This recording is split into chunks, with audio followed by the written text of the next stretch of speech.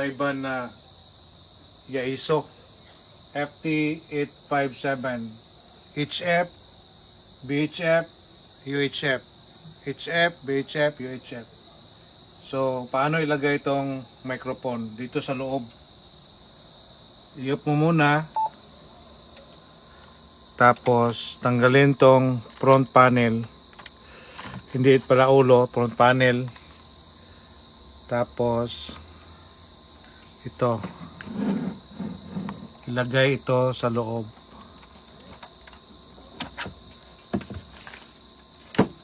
Ayan. Tapos dito. Tapos dito.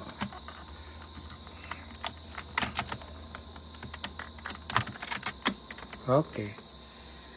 Ito, pwede ito HF 100 watts, BHF 50 watts, UHF 50 watts. So ito.